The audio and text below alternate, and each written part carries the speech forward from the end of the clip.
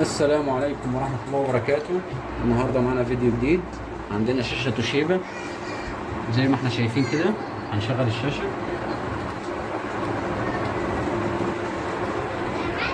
كده. الشاشة فتحت، ركز لنا. البانل فصل صورة زي ما احنا شايفين في المنطقة دي كده. هات لي بقية الشاشة. مفيش أي داتا في الشاشة. هنفك الشاشة مع بعض ونرجع لكم تاني. السلام عليكم ورحمة الله وبركاته، ورجعنا لكم تاني. احنا فكينا البانل قدام مننا،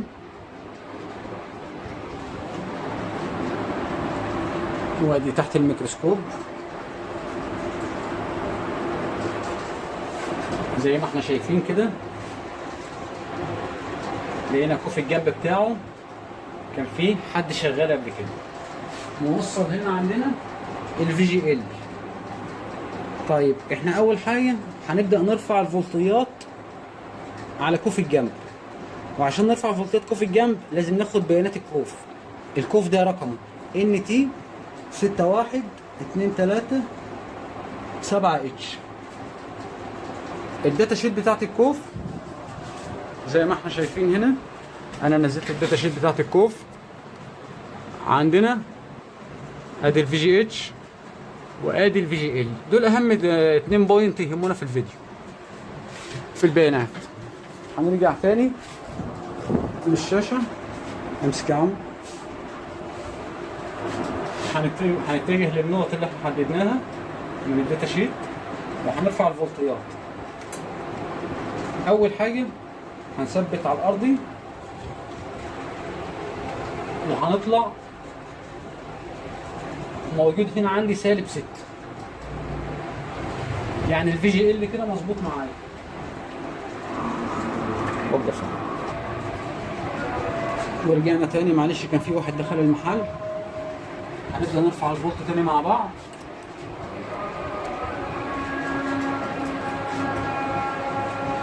هنبدأ هنا عندنا -6. هات لي الافو. ادي -6. -6 ده جهد الفي جي ال. هات الميكروسكوب. هنروح على الفي جي اتش. هات لي الافو. على الافو -4. كده الفي جي اتش مش واصل معانا. هنعمل ايه في حاجه زي كده؟ هنوصل تراك من البوينت ده لحد التيكون نفسه. هنبدأ نوصل. نفصل الشاشة باور.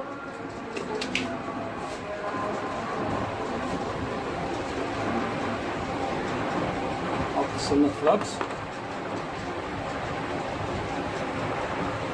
تمام. المشرط كان معاه. تمام.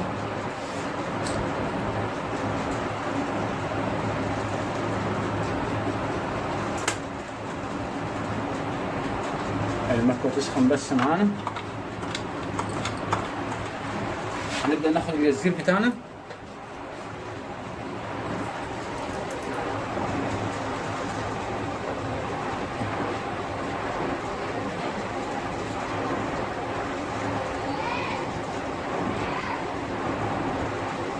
تمام.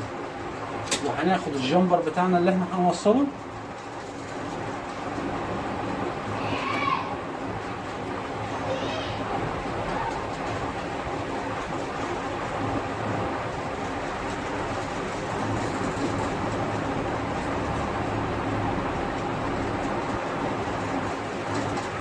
كده احنا وصلنا ايه؟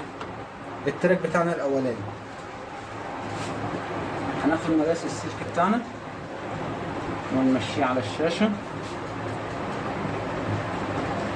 كده كده هنا كده، ونرفع الزيادة. هنبدأ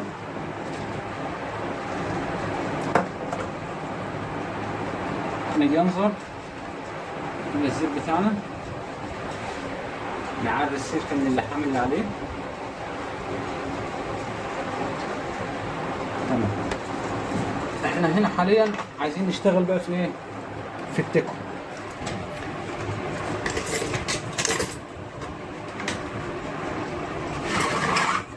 هنبدأ ندخل على التكون بالميكروسكوب، هنرفع الشاشة كده مع بعض وندخل فيها جوه بالمنظر ده. وهنجيب الميكروسكوب بتاعنا هنا كده وننزل ونبحث على نقطة الفي جي اتش. ادي قدامنا نقطة الفي جي اتش. هنبدأ برضه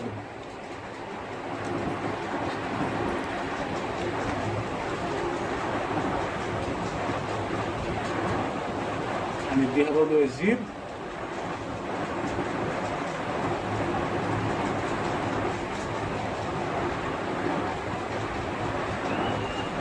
تمام. وهناخد الجمبر بتاعنا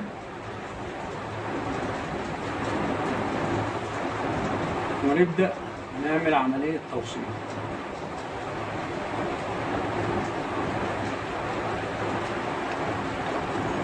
كده احنا وصلنا على كوفي الجنب فولت الفي جي اتش اللي هو 33 فولت. نرجع الشاشة ورا شوية ونوصل الشاشة باور.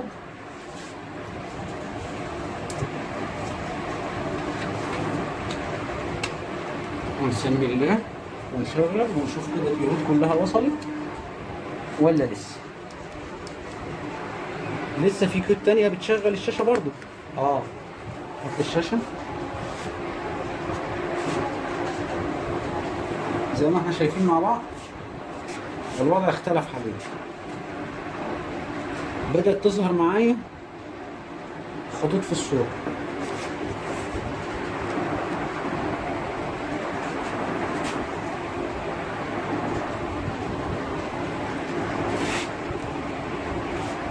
نرفع البطاريات بتاعتنا برضو ونتأكد انها واصلة.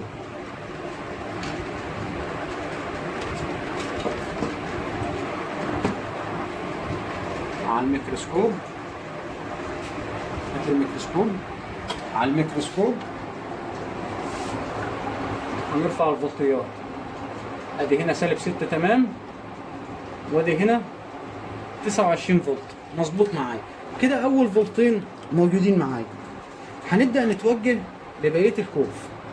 عندي بوينت تانية، يعني عندي الاو اي وعندي الفي دي دي وعندي الاس تي في والسي تي في والاس تي في ار. هنبدأ نرفع الجهود دي ونشوفها. هنجيب سلاح جديد للقطر بتاعنا. هنركب سلاح جديد للقطر بالمشرط.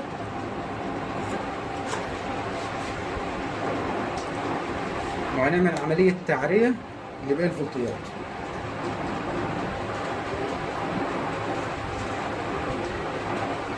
لباقي الإشارات، آسف، لأن دي الانتفاضة ده اسمها إشارات مش فولتيات، إشارات. فالمفروض إنها تترفع بالإسدوسكوب. هنطفي الشاشة بالمنظر ده كده، وهنعمل عملية كشف لباقي الفولتيات. عندنا 1 2 3 4 كل لك النقط بتاعتك.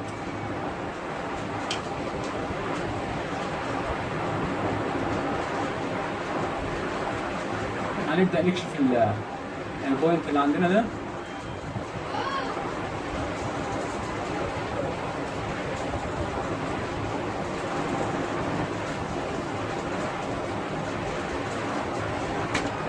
بالمنظر ده كده.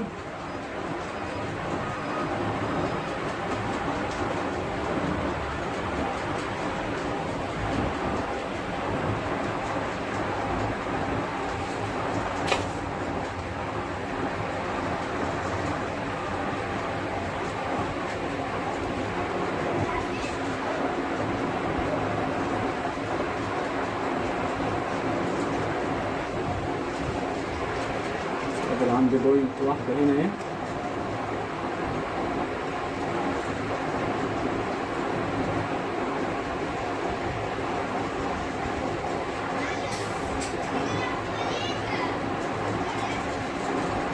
كده انا كشفت البوينت بتاعتي. هنوصل الشاشة باور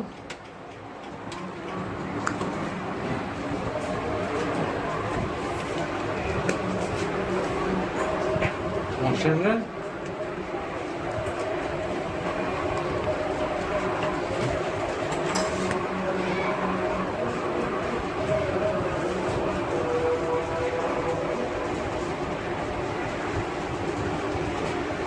ركز كده معايا يا عم.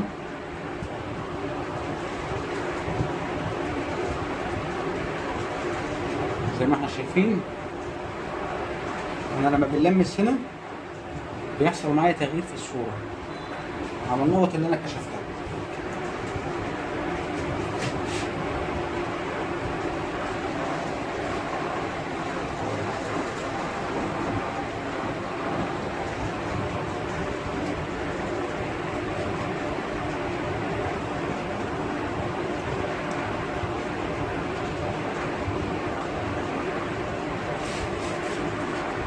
الاو اي لما بنلمس عليها دي بوينت الاو اي. شايفين التغيير اللي بيحصل؟ هات الشاشه.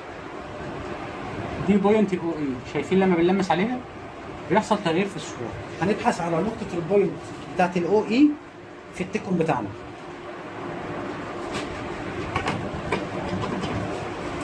هنرفع فولتها الاول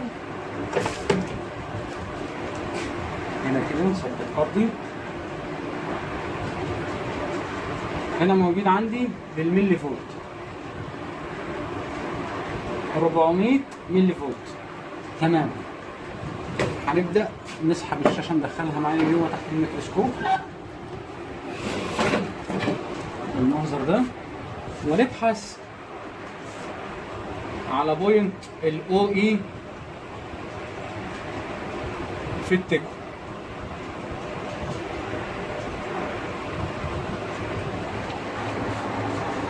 ركز يا عمرو معايا.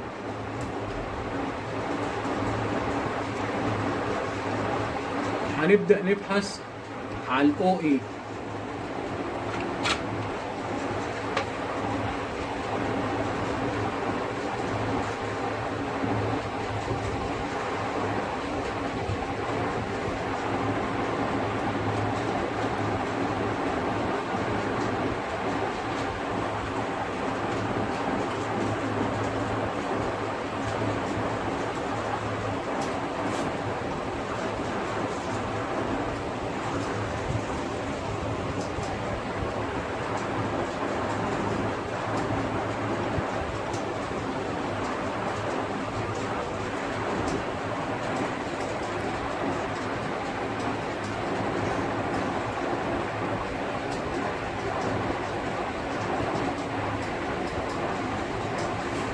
خليكم معانا، هندور على نقطة الاو اي على التكون عشان هياخد وقت. ما نطولش الفيديو ونرجع لكم تاني.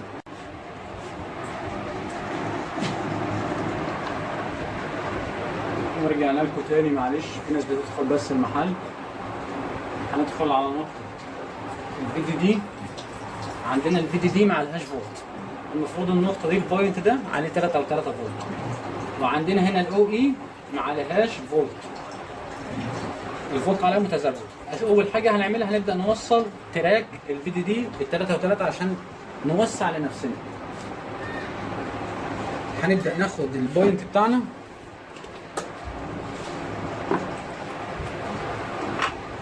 كده. انا عندي فاصل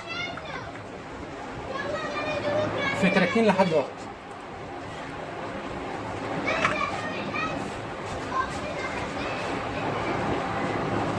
عندنا الفي جي اتش كان فاصل وصلناه وفولت وصل.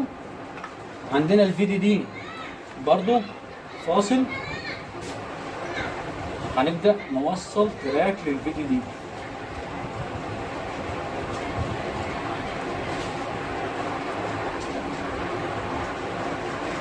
تمام. هناخد الجمبر بتاعنا، السلك بتاعنا، ندخل فيه طبعا هنا مش بالجنزر، هنعمل عملية نرفع اللحام اللي عليه.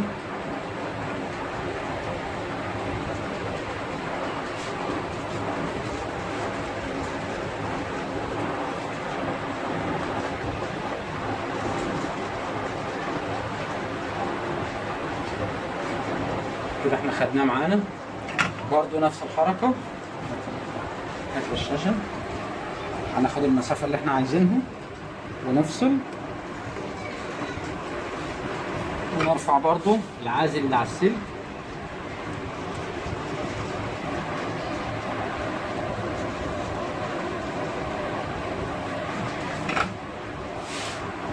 وانا عندي هنا الفيديو دي البوينت بتاعه موجود.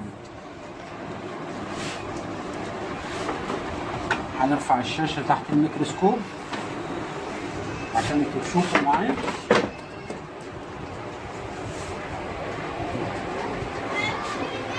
ادي عندي بوينت الفيديو دي، هنوصل التراك عليه.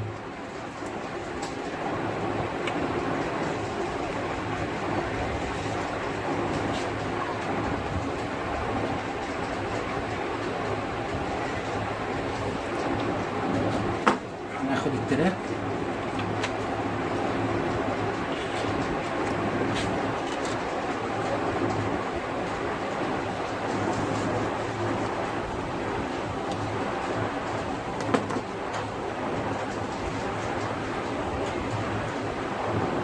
كده.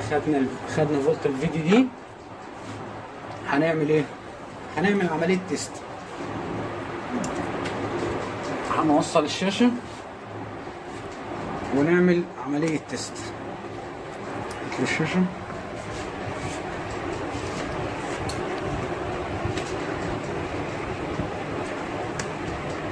زي ما احنا شايفين في تغيير حصل برضو في الشاشة معانا. تمام. عندي تراك الاو اي مش واصل، اشاره الاو اي مش واصله، هنوصلها هي كمان. بس قبل ما نوصلها هنرفع الفولت على الفيديو دي، نتاكد ان ال3 و3 واصله معانا.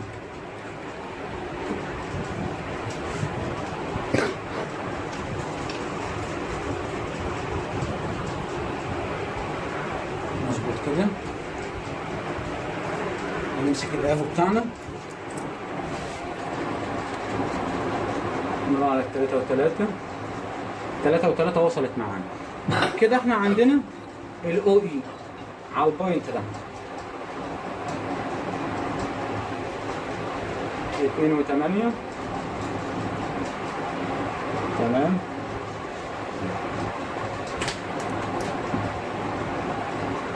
هنعمل ايه حاليا؟ هندور على بقيه البوينت بتاعت الاشارات في التكون عشان نرفعها. خليكم معانا وهنرجع لكم تاني.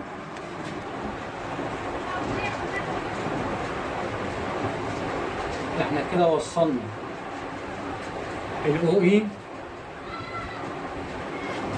وهنبدا نوصل الاس تي في. دي الاو اي وادي الاس تي في. هنبدا ناخد برضه الاس تي في جنبها.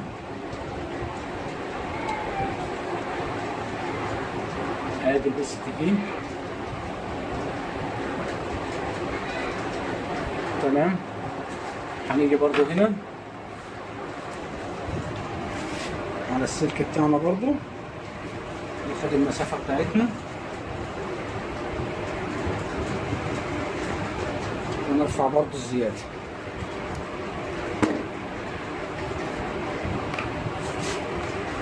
ونمرر على جديد عشان نرفع العزل اللي عليه.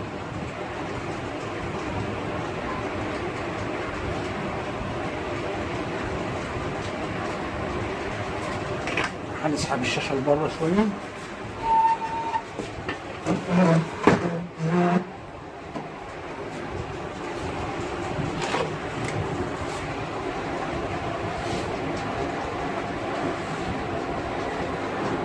هنبدأ ندخل برضو على الكوف. هنبدأ ناخد الاس تي في اللي هي البوينت ده،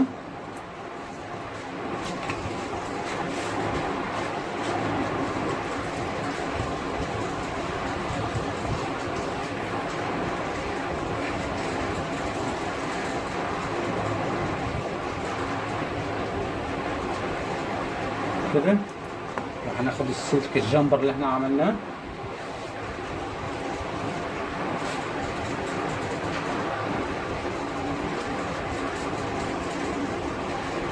وهنعمل تيست برضو ونشوف.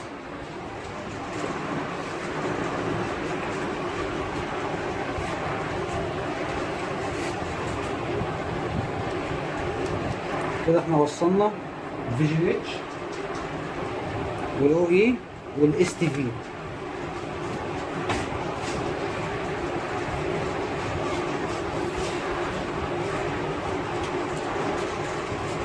نبدأ نرفع الفولت على الفي دي دي.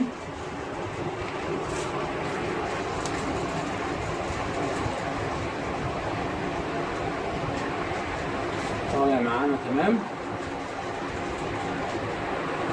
عندي هنا البوينت ده عليه 400 اللي هو اس تي في ار. الاس تي في ار 400 ملي امبير، 400 ملي فولت. نبدأ ندخل على التيكون بالميكروسكوب ونشوف بوينت الاس تي في ار. الاس تي في ار هنلاقيها برضه في نفس الحيز بتاع الاو اي.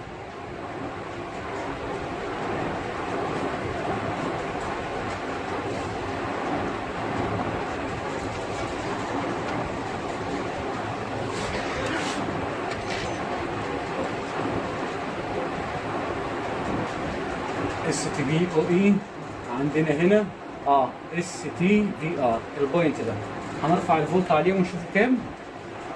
دي اشارات.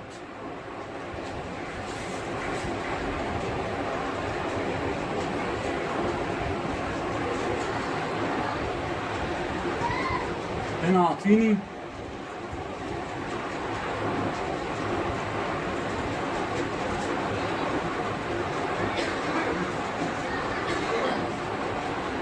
اون 1 و2 او اي 3 و3 اس تي مفيش. تمام.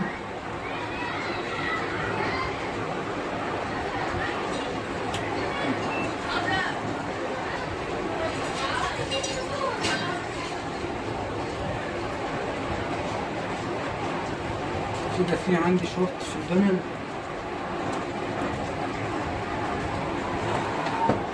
هنعمل عملية توصيل للفي دي دي والاس تي في ار. بس الاول عندي هنا بوينت السي كي في هنشوفه كام فولت.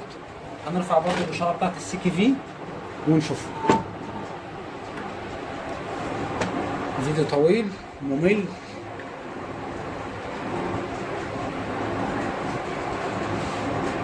نيجي على الكوف، البوينت اللي في النص ده السي كي في. هنرفعه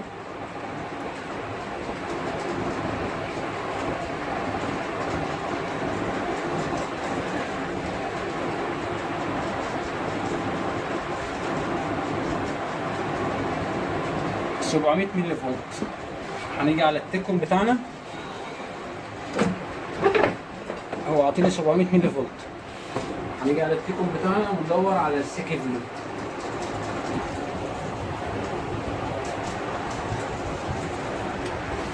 هنيجي في البوينت دي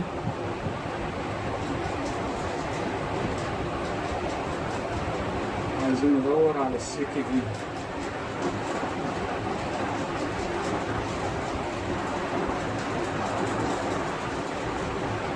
هندور عليه ونرجع لكم تاني. ورجعنا لكم تاني. معلش في ناس بتدخل المحل. ادي بوينت الاس تي في.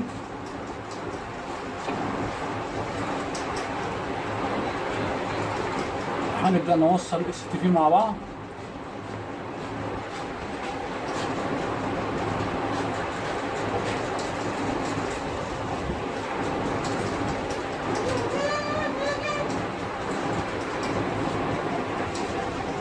تمام.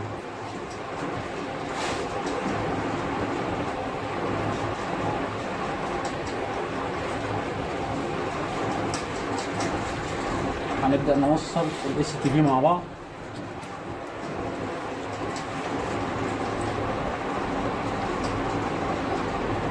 وهنرحل الشاشة.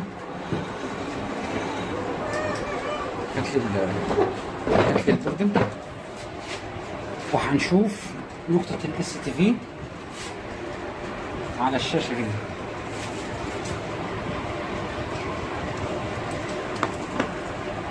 ادي كده الاس تي في معانا.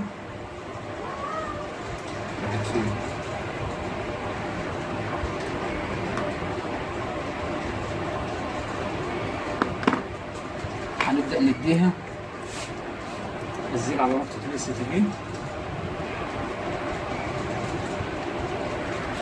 هات الميكروسكوب عشان الناس تشوف معانا برضو.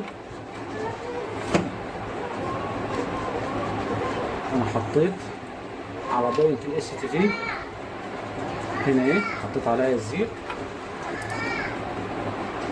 قصدي نقطة السي كي في دي، السي كي في، معلش اسف اصل وصلنا نقط كتير. ادي السي كي في البوينت بتاعها اهو، حطينا عليها الزير. هنبدأ ناخد الجمبر بتاعنا، راح فين؟ هنا اهو. هنبدأ ندخل بيه.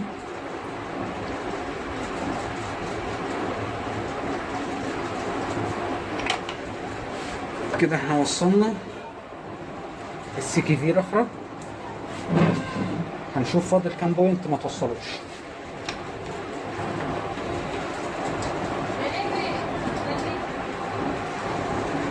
احنا كده ما فاضلش عندنا غير الفي دي دي 3 و3، وعندنا الاس تي في ار ما توصلتش. هنوصل على الوضع ده كده. احنا كده خدنا في جي اتش وصلناها، وصلنا الاو اي، ووصلنا السي كي في، ووصلنا الاس تي في. هنتستت على كده ونشوف هنضطر نوصل ال2 بوينت اللي فاضلين ولا لا. لو مفيش داتا طلعت معانا هنضطر نوصل ال2 بوينت اللي فاضلين. طبعا ده تآكل في التراكات اللي موصله لكم في الجنب. نبدأ نشغل الشاشة معانا. هنا ظهرت معانا داتا. هنا ظهرت معانا داتا. ركز معايا لما في البانل زي ما احنا شايفين هنا. شايفين؟ ده افضل وضع عرفنا نوصل. هنفصل الفيديو ونركب البانل مظبوط ونوصل صورة ونوريكم الصورة على الطبيعة. احنا كده جمعنا البانل في الحوض، وهنبدأ نسمي الله ونجرب.